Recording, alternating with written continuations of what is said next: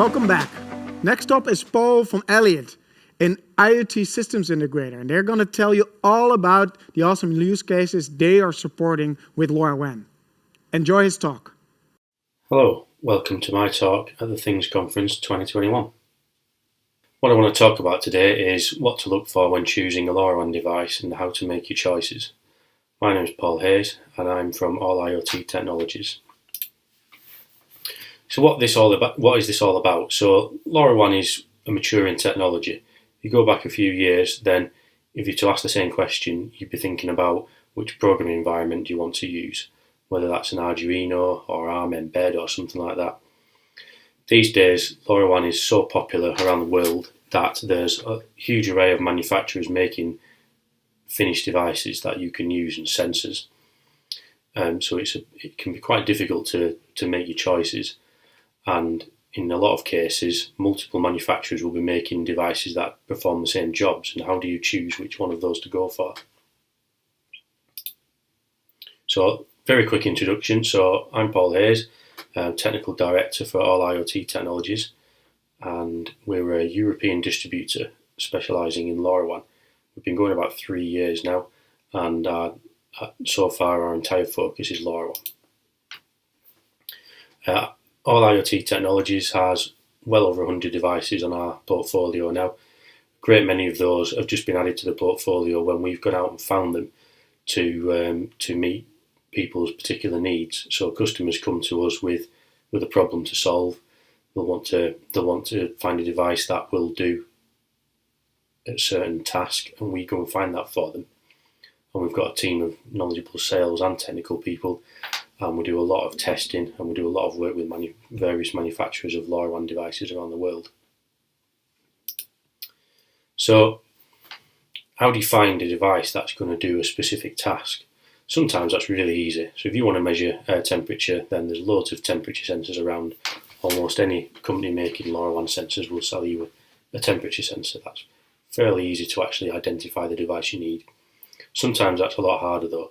So if you want to measure bin levels, if you want to measure water flow in a gully, what type of devices can you actually find to do those things? Well, there's no simple answer to that really. Every single job is going to be different. But the advice I can give you is speak to other people. The benefits of the popularity of LoRaWAN mean that there's lots of people will have quite likely solved the problem that you're looking at already. You can use events like this, you can Google search, look at manufacturers' websites. Don't try and reinvent the wheel and talk to the experts. Talk to whoever your suppliers are. Use the networking opportunities at events such as this.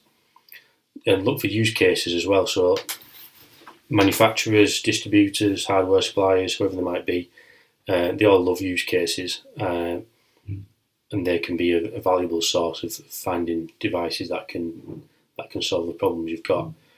But sometimes no one's done what you're trying to do, and you've just got to use a mixture of common sense and some trial and error. So once you've identified what devices you want, and you've identified a couple of suppliers perhaps, or maybe just one, then you need to test it. So first of all, you've got to get the device, obviously, so you usually end up having to buy it. The next thing is you've then got to configure it, so you've got to get it sending data to, say, the Things network. Then you've got to decode that data. So the LoRaWAN sensor will be sending the data in just hexadecimal bytes. You've got to actually then translate that into a temperature or humidity or whatever it is. Fortunately, a lot of manufacturers and suppliers now have pre-made decoders written in JavaScript or some other language that you can just use to decode that data straight away. Or failing that, there'll at least be documentation to allow you to make your own. Or us, for example, have lots of decoders that we can give to people to use for testing devices. Once you've got the device, then it's really a case of identifying whether it's doing what it's supposed to be doing. And to identify whether something is doing what it's supposed to be doing, you've got to apply a bit of scientific method. So you need to be able to make predictions about what should happen. Case in point, temperature sensor. You've read the documentation and it says that the device should send a message every 15 minutes. and the spec sheet says that the temperature should have an accuracy of 1.5 degrees plus or minus. So you can test that. You can compare that with thermometers you've got in the same controlled environment. You can just compare it with other devices you've got that are giving you the temperature in the environment you're in, and compare, does this device match within that level of accuracy. That might seem quite crude on the face of it, but for something like air quality monitoring, you're not getting thousandth of a degree accuracy. It just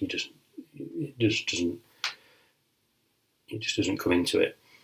1.5 degrees is fairly typical, and you can test that fairly easily. Another example, if you have something along the lines of, say, a water valve, and you know that should open within X minutes of queuing a downlink message, because the device is sending uplinks at X minutes intervals, then you can just observe it, and does it do what it says it does, and is that repeatable? Ambient light sensor, for example, so you can make predictions on when the light levels should be going up and when they should be going down based on sunrise and sunset, and you can observe whether that's really happening. GPS tracker, is it giving the coordinates it should be giving? Put the coordinates into Google Maps and see what location it's giving you. See whether that remains accurate. Here's some examples of some testing I've done by sending some data through to Grafana graphing application, which is well worth using something like that, because when it comes to testing devices, visualizing the data really helps you to be able to tell what's going on. So there, for example, with that light level sensor, I can see that in the daytime the light level is clearly going up and it's clearly staying down at night. This is what I'm expecting to happen.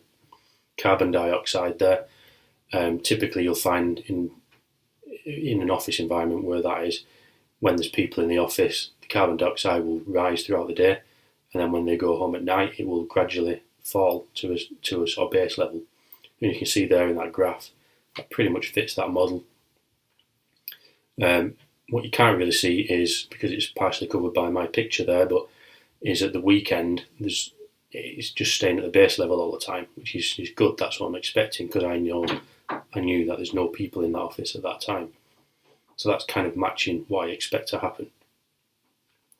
To test the things, you've got to put them into sort of real world environments. So there's no point testing a carbon dioxide sensor in a room where there's never any people, or the carbon dioxide is never going to change, because there's not a huge amount of point to that.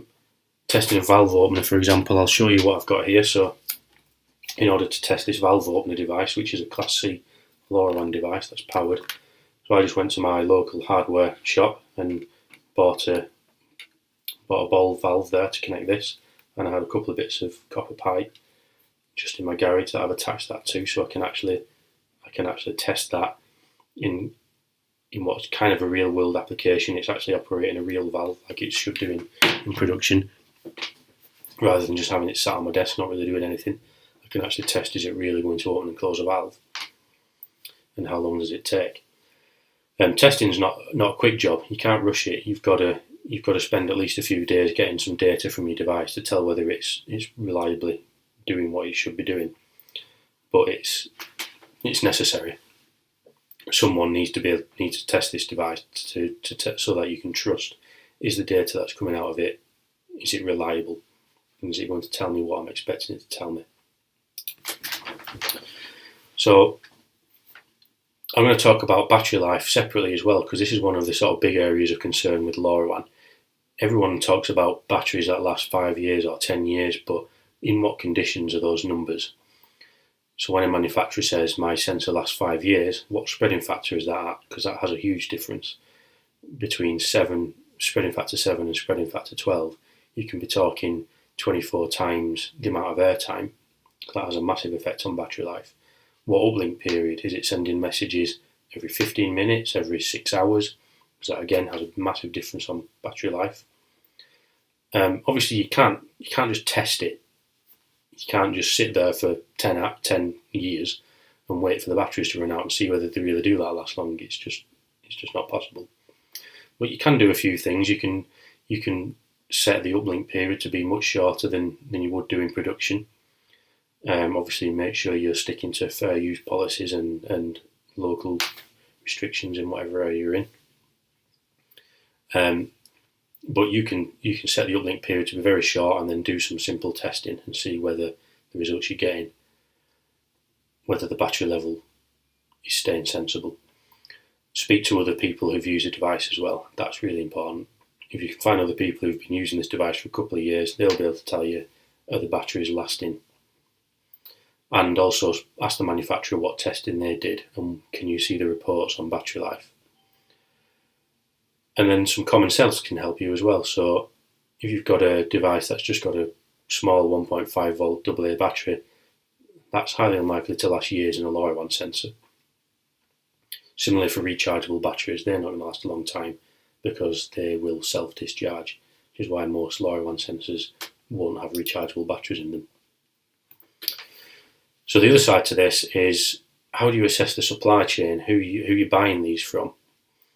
Who's the manufacturer? What's the history of the manufacturer and what track record do they have of making devices that last years? What track record do they have at being able to scale? So if you start off wanting, you generally start off with a proof of concept, you want a small number of devices, but then it could be that this then starts to grow and you might end up needing to buy thousands of devices at a time. Is the manufacturer capable of doing this? And or are they just going to let you down? And really, the things there, you've just got to speak to them and ask them the right questions, and then try and gauge whether they appear to have actually thought about these things and whether they know what they're talking about. So ask the questions, put hypothetical situations to them. So you tell them if you want to order 40,000 devices in batches of 2,000 a month, what would the lead times be? How would they actually work? How would they need paying for that? And you should be able to get a reasonable idea of whether they've at least thought about these things or whether it appears to be a question they've never been asked before. But I would say, really, please don't rule out startup manufacturers and new manufacturers, because there's a huge amount of them in LoRaWAN. It doesn't mean that they're any worse or better at this than any of the big companies either. Just talk to them. And then do the product you want to buy have whatever relevant approvals you need? So if you're in Europe, then they'll need CE certification. Do they have that? If you're selling into, say, the gas industry, do they have ATEX rating, FCC for US, etc.? And ask to see the certificates as well. Actually ask for some proof of this as well, to make sure that these devices have the certification. And then who in the supply chain is holding stock? So is anybody holding stock for that matter? Or is it every time you're wanting to buy these devices, is it going to be manufacturer to order? So that could be a manufacturer or it could be a distributor. One of the things AllIoT does is we hold levels of stock. And where is that stock? Is it at the other side of the world? How quickly can it be got to you? What are the lead times going to be? International shipping can take a long time.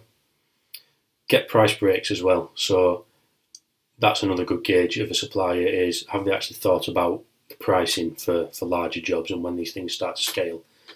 Because your customer won't expect to pay the same for 1,000 devices as they are doing for 5. So does the manufacturer understand that, and do they have pricing? And whoever's importing these things, do they know what paperwork's involved? We have a lot of experience of that being based in the UK, since it's suddenly become a lot more difficult than it used to be. What's the warranty on the device as well? Often overlooked by manufacturers is, how does the warranty get handled? Unfortunately, things will fail from time to time, and does the manufacturer have a decent process for handling that? So, just to summarise then, really, what you should be thinking about is how to avoid choosing devices that are just going to fail or don't do what they're supposed to do, or you suddenly find that they're not available when your customers suddenly wanting to order 5,000 of these things from you. And really, it's everything that we've spoken about. And I would also, as a last point, just say it always helps to have options. So find multiple suppliers. If you're searching for a carbon dioxide sensor for indoor air quality monitoring, have a couple of different options. So have a preferred one and then have a backup plan in case something goes wrong. So that brings me to the end of my talk. I hope you found it useful. Any questions that you have, please feel free to send me an email and get in touch, and we can talk you through all this process in more detail and help you find whatever it is you want to find. And I hope you enjoy the rest of the day.